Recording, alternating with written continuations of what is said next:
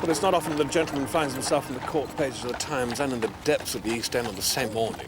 Oh, only the most well-rounded of them, anyway. Aha! The forthcoming marriage is announced between Dr. Robert Bramwell of Bosworth Gardens and Mrs. Alice Costigan of Darling House. I feel as if I'm abandoning you to this dreadful place. So you are. The final reading of the branch will be on Sunday. Oh. Ah, here we are. God alone knows what the Costigans must think of a father who has a practice in Harley Street and yet... Allows his daughter to work in a midden like this. It's none of their business. Hello, Mrs. Wilson. The magistrate released you. The gentleman, who was very drunk indeed, overturned her barrow.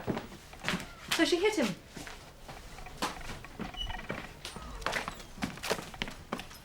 Dr. Bramwell, I thought you'd be busy with your matrimonials. Miss Carr, good morning. Well, I couldn't miss the opportunity of being reacquainted with your Mr. Collard. He's waiting by the kitchen there. You're simply blooming, sir. It's wonderful to see you so happy. I hadn't intended to be quite so transparent. Ah, Doctors Bramwell, good morning. Good morning. This car is full of joy. Ah, well, we have one bridegroom here and another there, unless I'm very much mistaken. Oh, poor man. If I hadn't already taken my hat off, I would do so now. Oh, for goodness sake. They're good people. They've been very good to me. Please them to be good to you. They need you. They know you had your own shop. Now, look, It's all right. I explained your partner ran the business down. I'm not going to grovel for this job. There's plenty of positions I can go after. Experience I've got. They know that. They're smart as a button. We've never had a night porter before. And I've never been one before. I shall be getting married very soon and moving away. Dr. Bramwell will be taking a small house near here, near the Thrift. Now, I need to be absolutely certain that there's adequate protection for her at night when she's attending emergencies. If I'm away, you would fetch Dr. Bramwell and escort her home again afterwards. The duties are mostly those of general portering. The hours would be long. I always say, you try running a shop, then you'd know what long hours are. Well, I don't think we need any references. Our excellent nurse Carr is your best referee. Can you start tomorrow night? I think that will be acceptable, miss. Thank you. I'm sure we'll get on well enough. Yes. You just give me a nod when you're ready to move into your own home. I have a few pals with handcarts and they'll see you right. Thank you. My daughter will be moving into smaller accommodation, but perfectly adequate. She will be removed by Harrods. But it was a kind thought.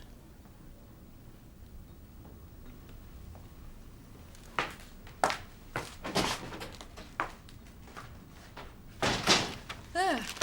Our wages bill grows and grows. I shall be paying his wages, Eleanor, and glad to do so. Would you let your daughter live alone, Mr. Marsham? Well, my eldest shows every sign of having the same spirit and stubbornness as Dr. Bramwell. So I think I'll have little to say in the matter. You have my sympathy. Not an easy lot being a father in these modern times, eh? Guest night, Eleanor, don't forget. Oh. It's just a few. Quiet and reflective evening.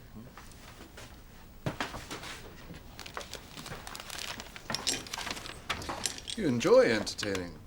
I did. Now the guests are chosen by Mrs. Costigan and she and my father. Never mind. I always enjoy it more than I think I will.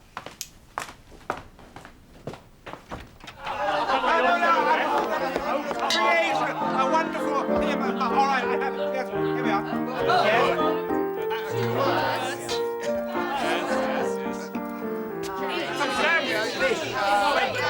Plum sweet. No props, no.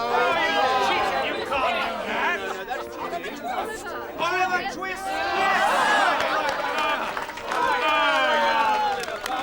Cheating shamelessly away. Make way for your elder and your better. Well, you're better at least. Now let me think. 1, 2, Yeah, have a drink. 3, 4. No, don't rush me. He'll do what he always does. I have Doesn't he look happy? The old curiosity shop. It's a novel, and it's 4 words. Didn't I tell you? They. I've never seen him look so happy. What do you think this is? Come on. It wouldn't be a novel by Dickens, would it? Oh! Tip of my tongue. Oh, come on, look, it's crystal clear. What could it be? This isn't a public house. Take those glasses out and stack them. Hey. The call of the man, you always do this one. Oh, I haven't done it for weeks. Besides, you haven't guessed it yet, have you? The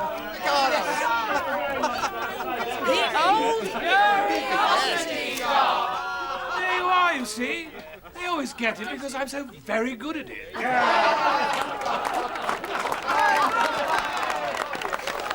It's all very well for them. I have 2 operations in the morning. Did you see my father trying to play the spoons? Oh, miss, aren't they lovely? Oh, yes. What do you think? Do you think they'll like them? Alice Bramwell, Robert Bramwell, and hearts. They're beautiful. And, round the bases. But to see her was to love her. Love but her, and love forever.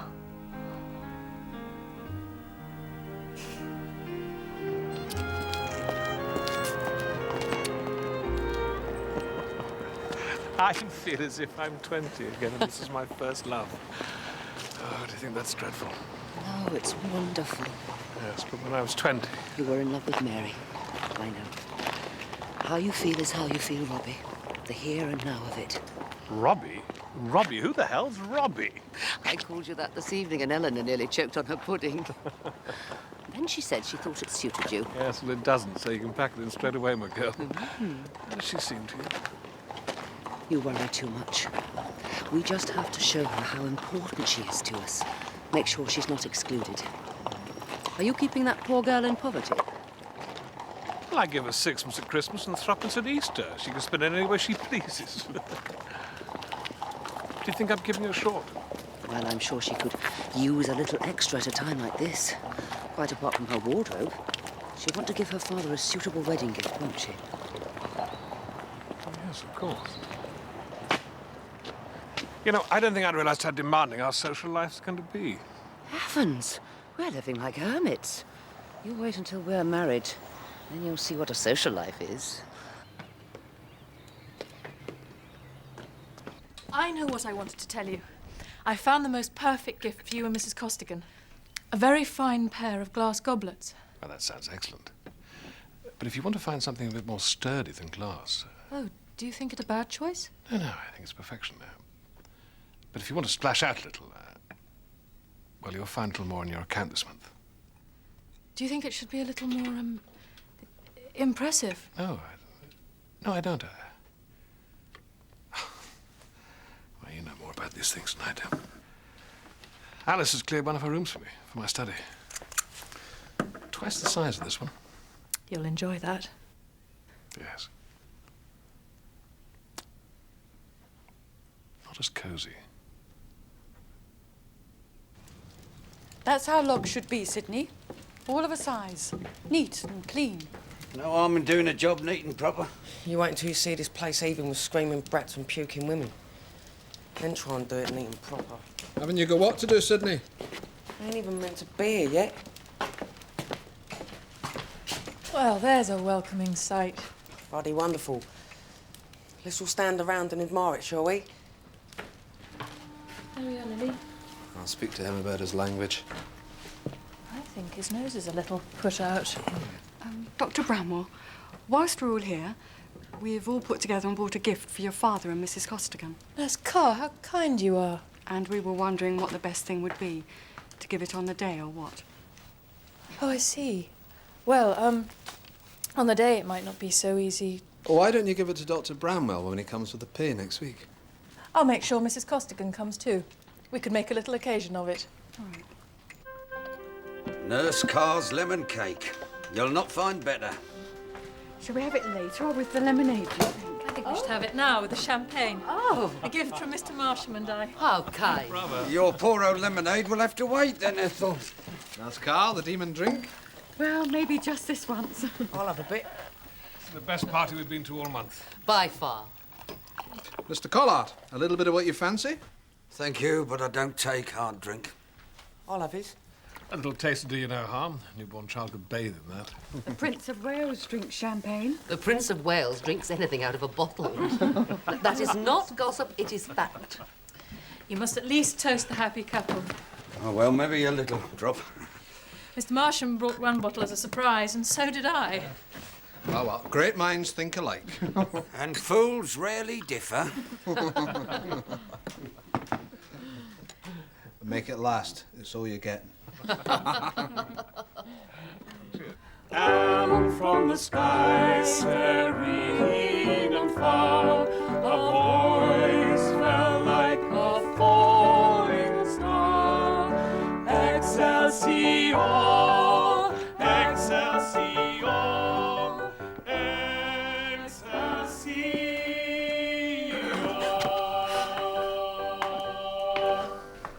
When does the ceremony start? I don't know. Do you know what it is? Has she told you? No one's allowed to know. I dread to think. Weeping child draped round the neck of a dying dog. Or something historical. The soldier's farewell. Grace Darling perishing on the rocks. Nelson dying in the arms of his comrades. I think the moment has come.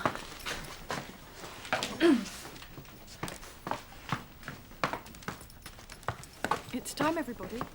Sydney. Very well done. Whatever you say, nice car. It comes from all your friends, Dr. Bramwell. Because everyone in Thrift Street is grateful for what you do. Mrs. Costigan, I hope you won't keep him away from us completely. I shall send him to you whenever we have fallen out and are no longer speaking. Once a day, twice on Sundays. We hope you will accept this gift with our best wishes and felicitations. Alice, would you... How exciting.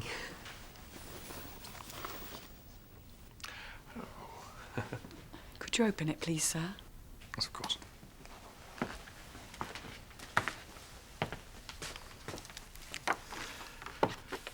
Presented to Colonel Roberts. First King's Rifles. James Roberts.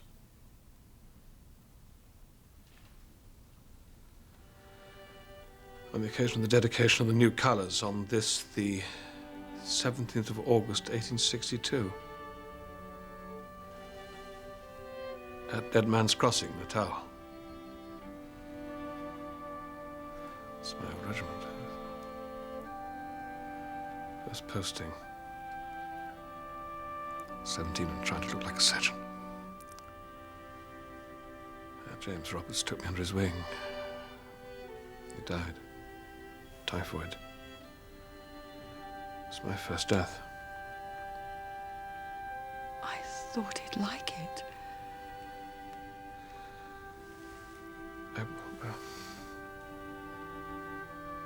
What you've done here.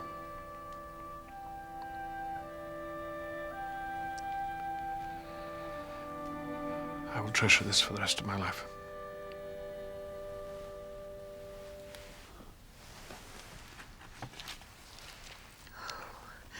And a lovely inscription to us. What a clever lady you are. I know it might seem more for the groom than the bride, but I thought Mrs. Costigan wouldn't mind a reminder that she had married a hero. One of those days when we are no longer talking, perhaps. I feel ashamed of the fun we were poking at Nurse Carr and her gift. Brave man, poking fun at that one. So I am. There's not many would dare. You're really quite mischievous these days, Mr. Marsham. A widower should be more sober. My father's a widower, and look at him. He's the most mischievous creature that ever lived. You'll miss him. Yes. But I'm trying hard not to show it. Does it show? Not at all. So much change in such a short space, I can barely keep up. There. That's you done, Lily. Eleanor, drive Mrs. Costigan home now. Thank you so much. Once again, for a lovely little party. And especially you, Nurse Carr. Yes, thank you. It was our pleasure, madam. I'll be there outside the church to watch you arrive. Dr. Marsham said I could be spared. That's good of him. And the night nurse is stopping over. I shall look out for you. And that's good of you. Of course, she won't be allowed inside the church in case she upsets the great and mighty. Hold your tongue, Stanley. I think maybe a cup of tea in the kitchen, Oscar. If she was away from this place for a morning, the whole place would bloody collapse, wouldn't it? I don't think champagne and Mr. Collard mix. Ooh, the army surgeon. He was there in battle, covered in blood and glory. I seen him. Well, enough like him. Educated butchers. Come on, my man, out you go.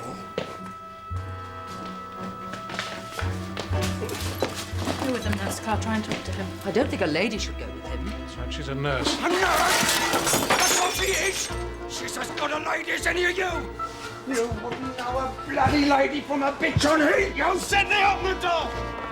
Give me the bottle. No, and you have to get in the centre of it all, don't you, Lady Mucky? Oh, what's there? Who's in charge? Cold bitch! Get off her! Get a matter, love! Fed up with a second day?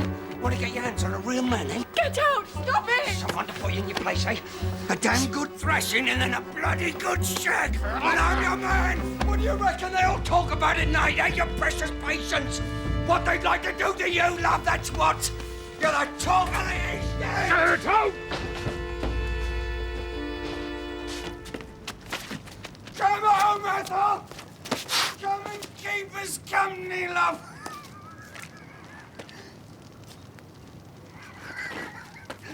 Come and keep my bed warm, sweetheart.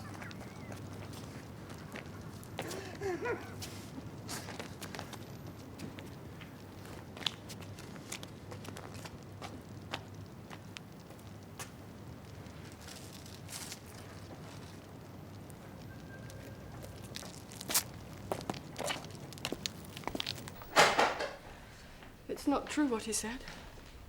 He's never had more than a cup of tea at my place. We know that. They said it was drink lost in the shop, but I wouldn't believe them. Dr. Marsham, will you walk Nurse Carr home, please? Of course. We're in no fit state. I'll just wait for the night nurse. No, you all come home now, Eleanor, this minute. But I have to tell her about the patients. Sydney will wait for the night nurse. Sydney doesn't know about old Lily's dressing. You'll come home now or I'll drag you through the streets if I have to!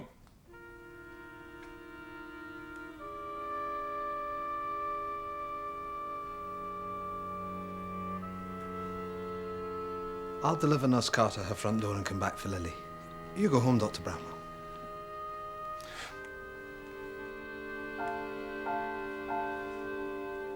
It's bad enough God only knows to be at risk from passing vagrants, but from one of your own employees.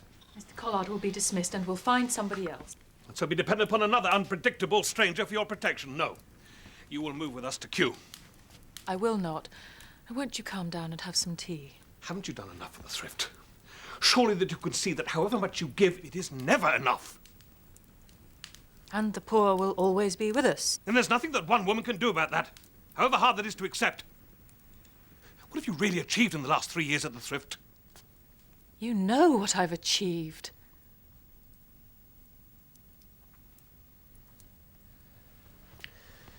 Eleanor, your father is very worried about you. Father, I have spent night after night alone in the Thrift, and here I am, unscathed. You've been assaulted on more than one occasion. You were almost... You've had murderers in your ward. The place reels with thugs and drunkards, and this is the last straw. Now look, I'll brook no contradiction on this.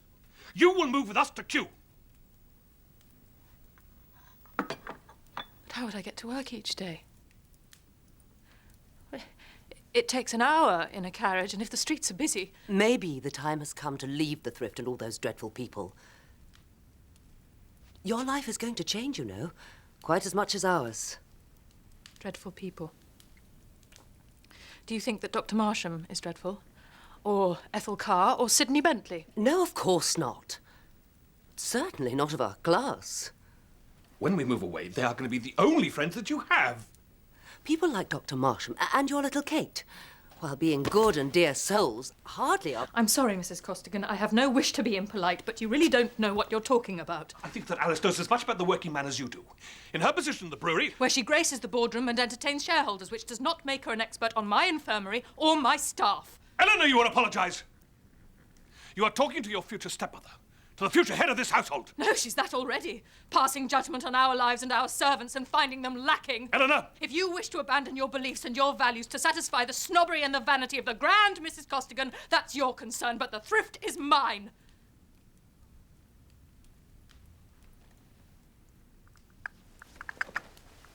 I think I had better leave. Oh, no, I'm sorry. I really am terribly sorry.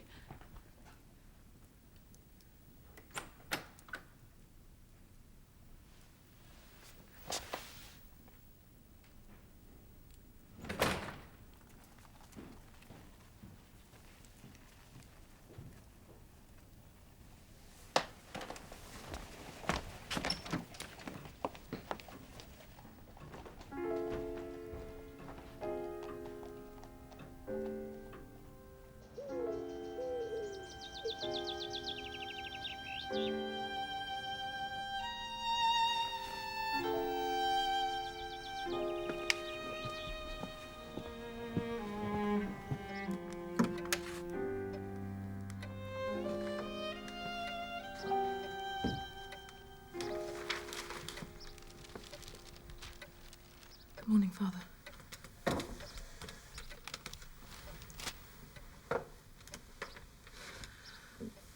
I'm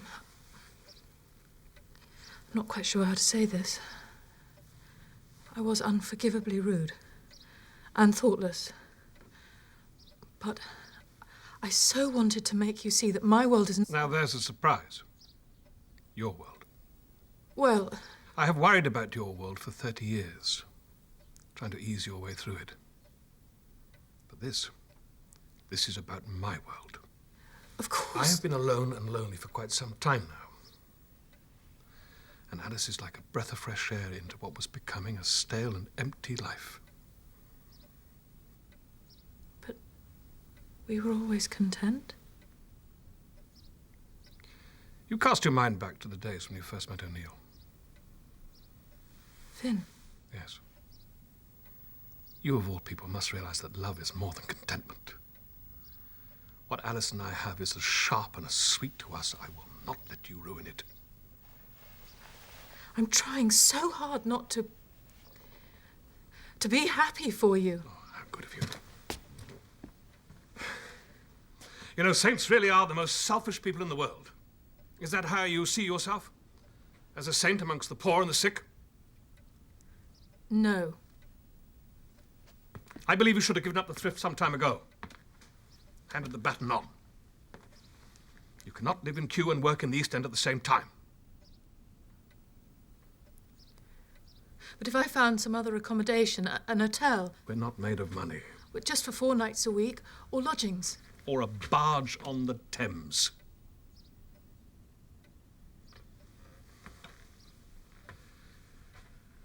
I will say this to you just once.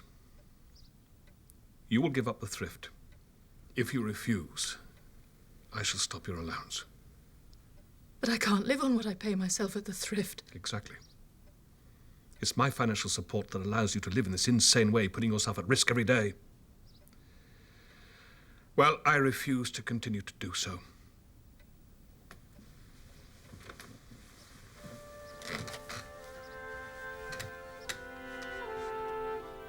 Oh, my darling girl.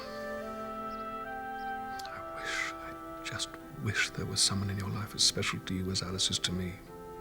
But at this moment there isn't. And I must look after you.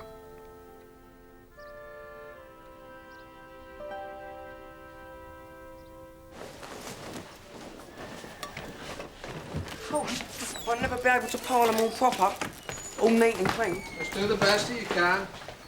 What was it you said? If a job's worth doing... Put them down, Sydney. Shut your mouth and go for the bread. I ain't got no money. Just go, Sydney.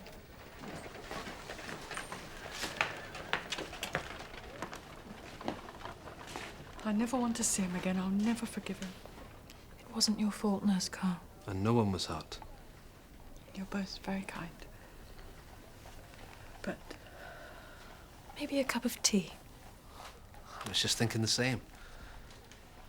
you really are the most thoughtful of friends.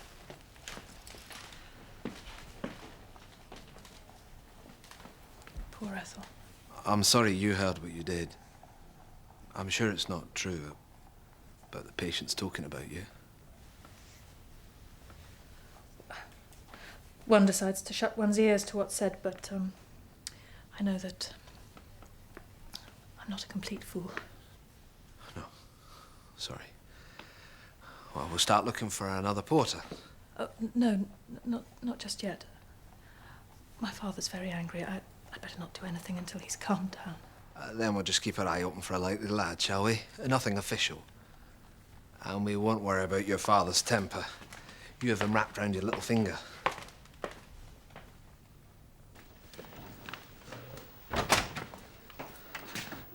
Miss Bramwell. Mr. Collard, you have no business here. I have apologies to make, I think. I can't remember much, but there was a knocked-over table thing, wasn't there? You'd better go now. Nurse Carr is very distressed. She gets a bit silly about the drink, that's all. If you could have a word with her, miss. I'm sorry. Please leave now. What's so terrible about having a bit of fun? Mr. Marsham, could you spare me a moment, please? I need this job, Doctor. And me and her, we were going to be nice and snug. Mr. Marsham? You can't bear to see anyone getting on, can you? What are you doing here? Come to apologise, but she's not having it. I've thrown you out once. What did I do? That's so terribly. Enjoy myself, that's all.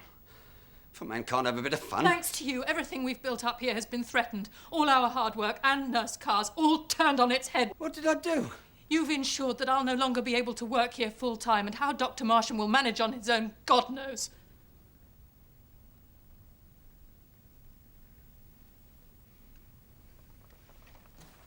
Please go now before Nurse Carr comes downstairs. Well, it's me stuffed. I've lost everything I ever had. The odd pint of an evening, that's all. Man's got to have some comfort. And now I'm not even good enough to be a bloody porter.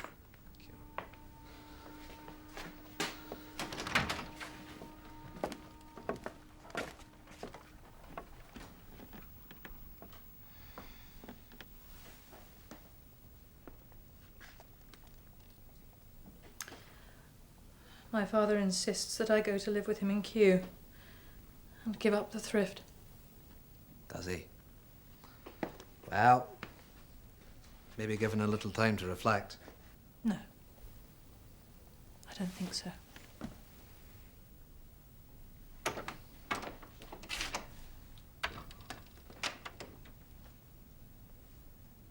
Perhaps we could employ another doctor until you've resolved it with your father. We can't afford it. There's only 3 months' wages in the bank, and when that's gone... 3 months? Goodness, I thought it was serious. In 3 months, we could maybe find a new patron, come up with a plan. Dear Joe.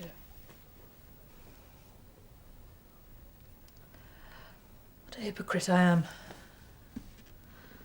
Presenting myself as an independent woman, and yet I'm as dependent on my father as I was when I was a child. You should receive more salary from this place. I draw twice as much. You have children to feed and clothe. Am I being so feeble? I earn more than Nurse Carr, and she manages. Hardly the same. I said I'd move to a lodging house, and that's exactly what I'll do. You certainly won't. Oh, so you'll take charge of me now, will you? I have a lord and master everywhere I turn, do I? Mr. Marsham, I will not have any man telling me where to live, how to live, or what to do.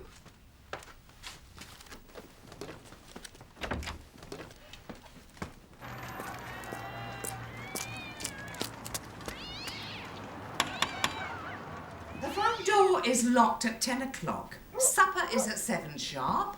Breakfast is at 8. And no food in the rooms.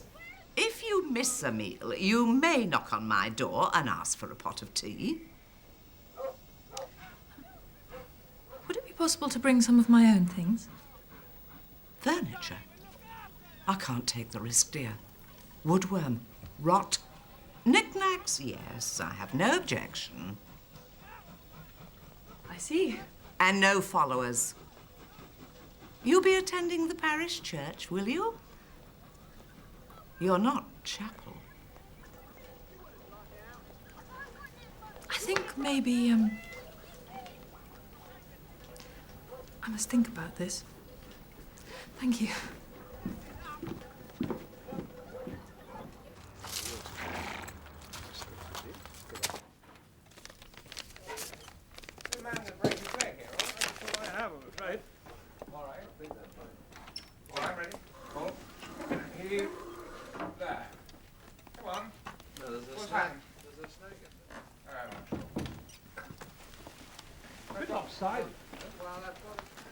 Mrs. Costigan. Eleanor, you look very elegant. Thank you. I am so very, very sorry for what I said. I've already forgotten about it. I don't know why I was so horrible. And I was spiteful and hateful. It's a difficult time for you just now, as it is for all of us in some way. Let's forget about the past and look to the future, shall we? But I would appreciate the opportunity to talk to you, to explain. Yes, but not now. And what lantern slides are we to see this evening? At the art galleries of Florence. Marsham tells me he's never seen them. Oh, you must go. Oh, Dr. Bramwell misunderstood me. I've never been to any art gallery anywhere.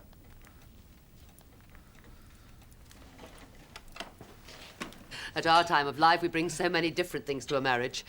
Well, Robert is the musician, so we should be keeping his piano. Well, we've heard the instrument that Alice laughingly calls her pianoforte. It just needs tuning once a month.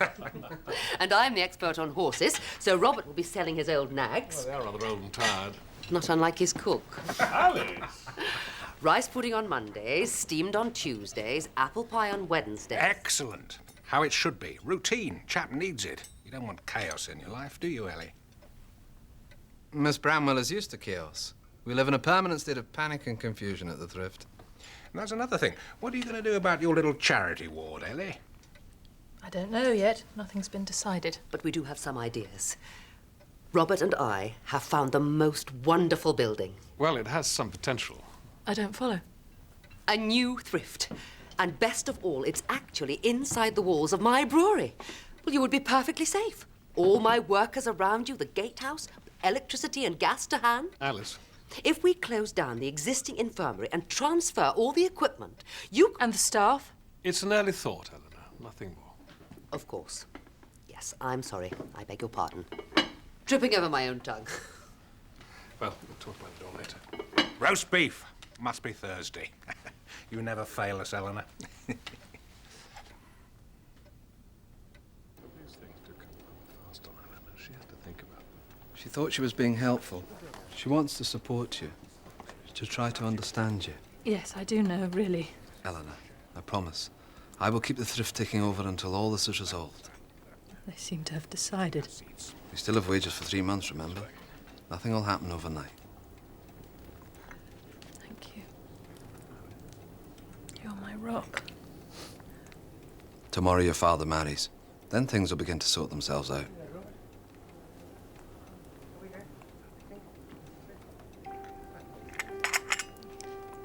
If you and I were to marry, I'm sorry. think how strong we would become. 2 small wages would be perfectly adequate for 1 small household. Independent. Eleanor. I know it sounds mad, but... Ladies and gentlemen, please take your seats. The entertainment is about to begin. Dr. Marsham, can you find your way? Certainly. Oh, handy sort of chap to have on a rugby field, huh? Poor man, he doesn't know which way to go. It's all right, really. I am quite all right. Michelangelo's David.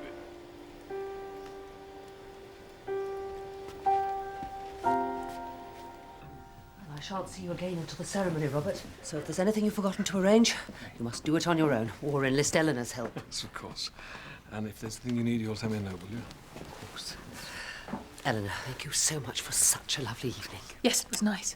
You're walking home, are you, Mr. Marsham? Oh, no. I'll drop him off on my way. Oh, gentlemen, let me say good night to you both. Robert, see you tomorrow. 9 sharp. Eleanor? Good night. I'll have him ready for you. Dr. Bramwell, thank you.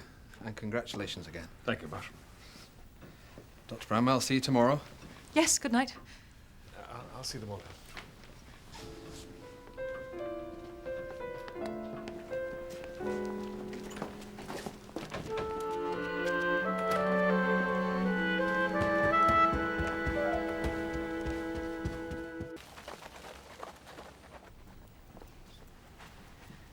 You haven't given them your gift yet, miss.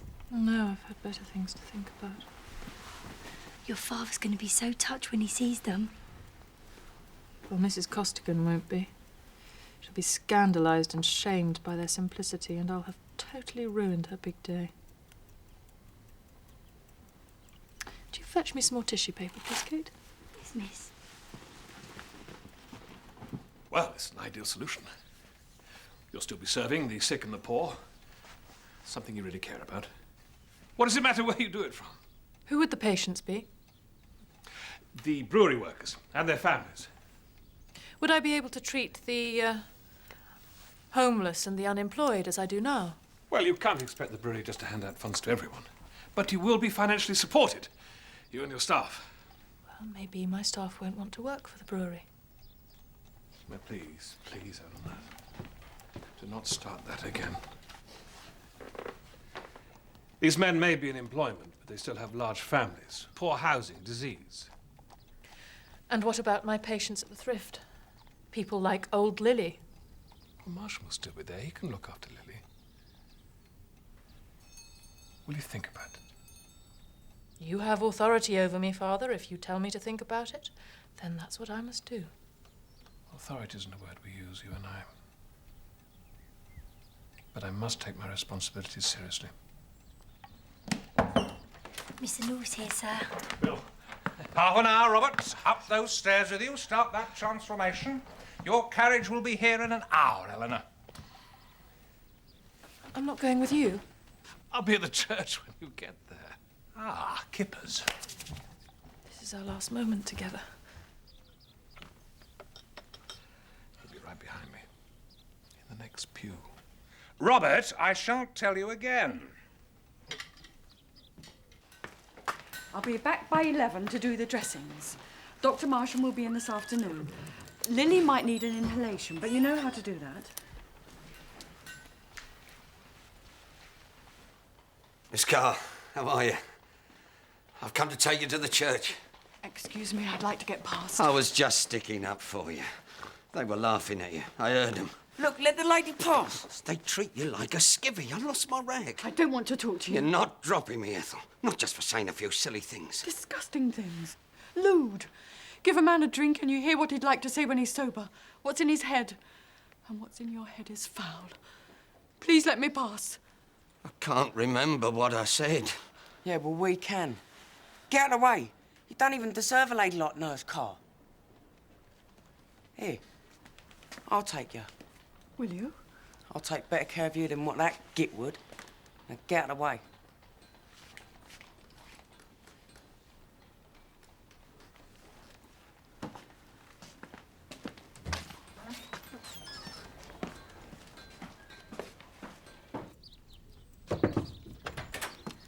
Miss Eleanor, Dr. Marsham's downstairs and your carriage is waiting. Dr. Marsham?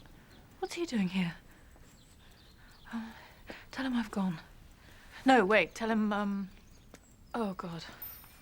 I better go down. Miss, can I go and get changed now? Hmm? Oh, of course. Yes, I'm sorry. Yes, off you go.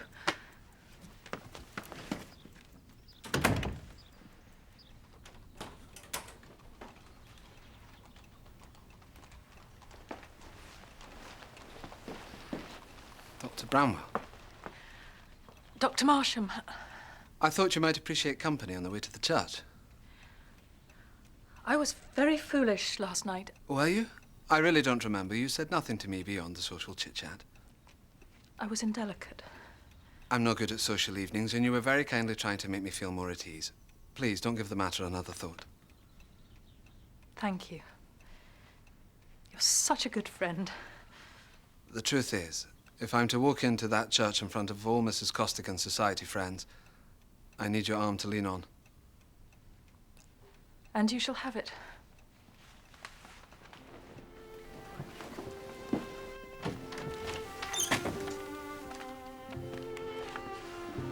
You look very smart. Not so much a collar as a tourniquet.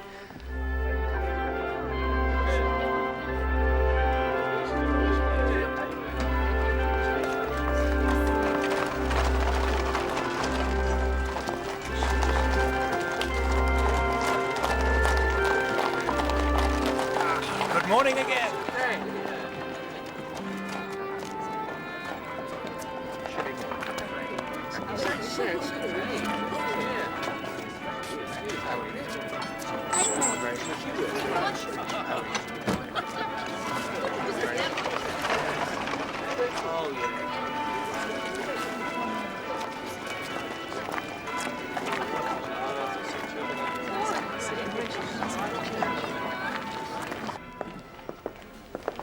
It's such a cold day, you'd have frozen outside. And there's plenty of room. It's very kind of you, miss. Take your cap off, Sydney. I'm not staying long anyway. You'll stay till the end. Gentlemen do not abandon ladies, do they, Dr. Marsham? Only if they're fools. I better stay here. No, no, please. I can't sit with you in a family pew. Please. Your father wouldn't like it. Gentlemen do not abandon ladies. Unless they're fools. I'm just here. See? I'll sit with Kate. Please.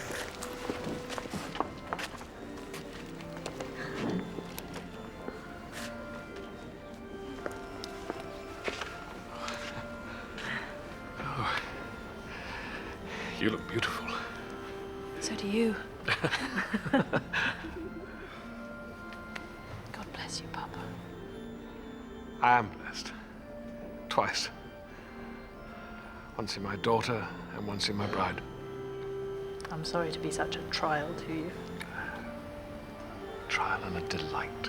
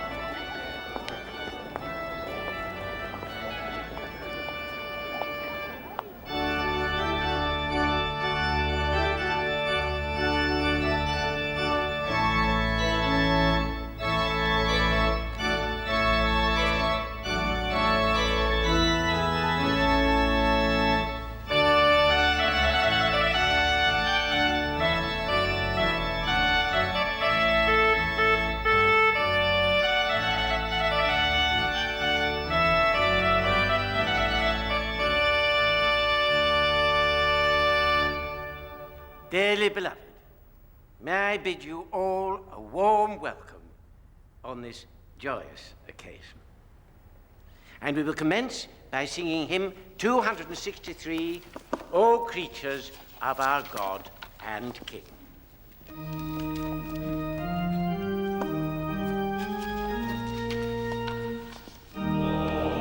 Creatures of our God and King, lift up your voice and with us sing.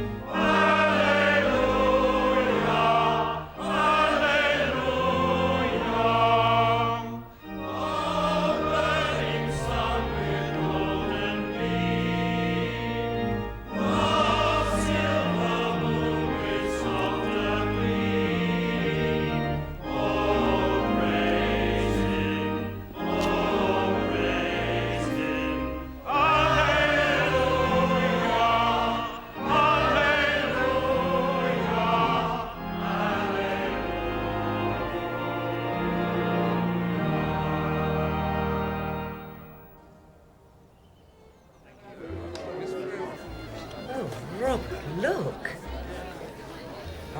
romantic, aren't they? Yes, they're very nice. They're from Eleanor. Lovely. Are they? Hearts and an inscription.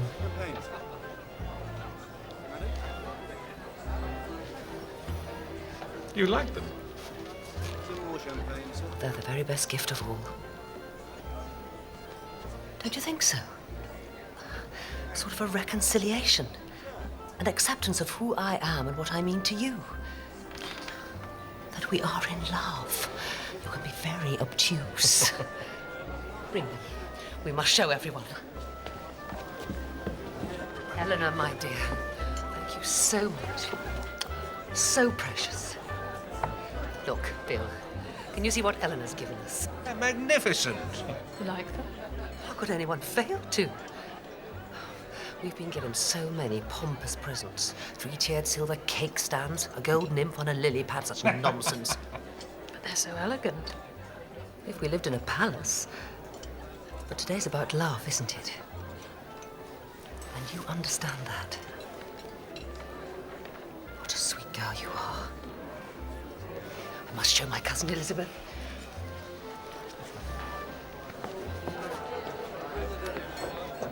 Well,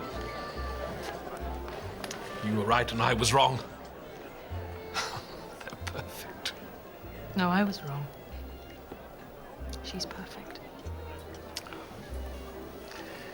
We're gonna have to find something to make you happy. Oh.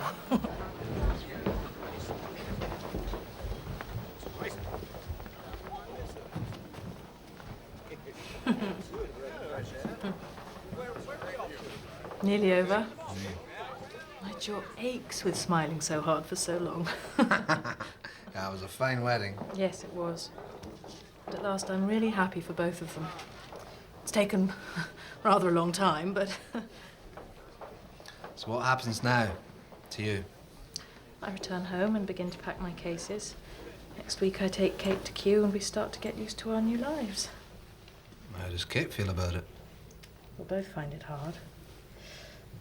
I still feel as if... Please tell me. As if I'm an onerous responsibility weighing my father down to be dispatched to Kew like a parcel and to have to give up my work. They're going? Where's Eleanor?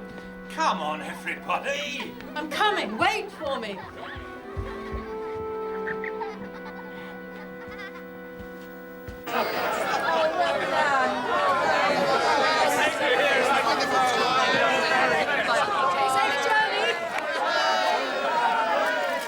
Fresh air for all of us. Yes, now you be careful.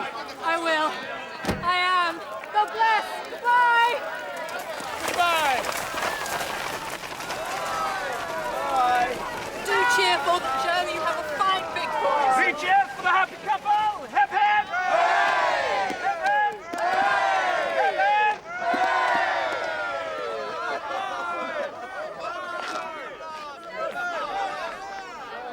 Miss Bramwell, will you marry me? Will you do me the honor?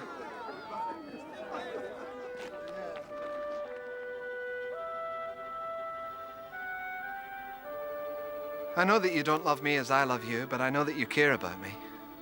You do care about me. Together we'll achieve things we can only dream of now. Side by side we're so strong. Without each other we're so alone. I'll cherish you. Always. Guard you. And love you.